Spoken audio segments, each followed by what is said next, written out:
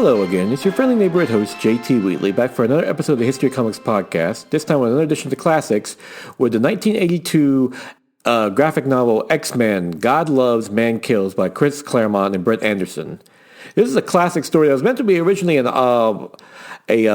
non-canon event, but has since been incorporated into the main line that was so good, similar to what happened to Alan Moore's Batman the Killing Joke. But in this story, taking place, like I said, was published in 1982, essentially the X-Men have to deal with Reverend William Stryker, who is attempting to who is using his TV evangelicals to preach that mutants are an abomination by God, while at the same time plotting to find a way to kill all mutants using Professor Xavier himself. This is a great story that ends up being the inspiration for one of the best X-Men adaptations, X2, back in 2002. And the stories are practically pretty similar. Stryker is, of course, a reverend instead of a military scientist. But so far, a very great story. It actually deals with religion and bigotry and how it can be both good and bad. The use of Nightcrawler, who, of course, in the comic is a devout Catholic, going up against a televangelist is a great moment as well. Because, as you know, there's a great dialogue with Nightcrawler, being that he looks like a devil, but he's in fact a Catholic and a devout Christian. So that plays well.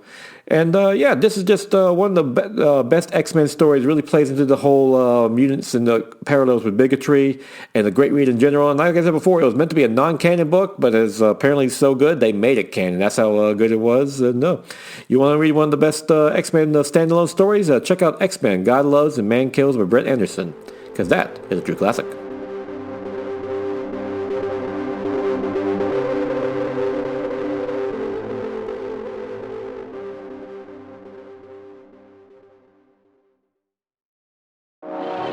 Look, we gotta talk. Yeah, Thunder Talk. We're going all kinds of sideways with that sweet nerd junk. Woke nerd junk. It's topical. Political. Dare I say radical. We've got all your latest news and reviews. Hot music. And a whole lot of comedy. But it ain't for kids. Definitely mature content. So let's talk. Let's talk Thunder Talk. Thunder Talk is a proud member of the ESO network. And now it is November 16th, 2023, time of our favorite comic book of the week. Jean Grey, number 4, by Louise Simonson and Bernard Chang, which sees this wrap-up of Jean Grey's miniseries as she's been going through her past, trying to figure out how she could have done things differently to help herself and mutant in general. And she comes to a realization that perhaps there was nothing she could do differently, and she even has to confront her own relationship with the Phoenix, that deity that keeps coming in and out of her life. Louise Simonson does a great job just really getting into the nitty-gritty of Jean Grey, who sees someone who literally has the weight of the world, and shows he was always the star student, and then she can do everything right, and she starts to realize, maybe things are beyond my control. I have to learn how to go with the flow sometimes, and just accept that, do the best you can. And it's masked by Bernard Chang's gorgeous art, which does a great job depicting Jean Grey's life through different eras, from the new X-Men, their X-Factor run, and so forth. Just a great fun read. It is debatable if this should have been a 4-issue miniseries, maybe a little shorter, but this last issue nails it. And Jean Grey's always been one of my favorite X-Men and favorite Marvel characters in general. And it's great to see her rated in so good. And I can't wait to see what happens next, because this leads straight into the Immortal X-Men, which is going around now, and the larger Fall of X, which has been an up and down event, but I think this miniseries is one of the better highlights of it. And also, I'd like to go ahead and give a quick review of the Marvels, the next MCU that came out this last weekend.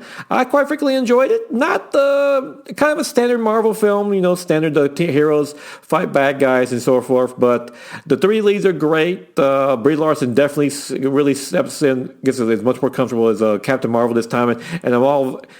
And Iman Vellani is fantastic as a Miss Marvel. She steals the show. I can't wait to see where she goes. And plus, the end credit and the mid-credit scene will definitely have you excited for upcoming projects, because they're now leading into the future of Marvel, which, the MCU's kind of had its ups and downs. Should also point out Loki, Season 2, fantastic. That shows that the MCU still knows what it's doing. And Captain Marvel says, a little bit of the lower end, but still enjoyable. And I think as we're gearing up for the end of the multiverse saga, we might be seeing some really cool stuff later on, as evidenced by these the Marvels end credit scene. And with that, join me again next week for another edition of the Classics. But until then, go ahead and enjoy yourself a good comic book. And if you can, check out X-Men God Loves, Man Kills by Chris Claremont and Brent Anderson, because that is a true classic.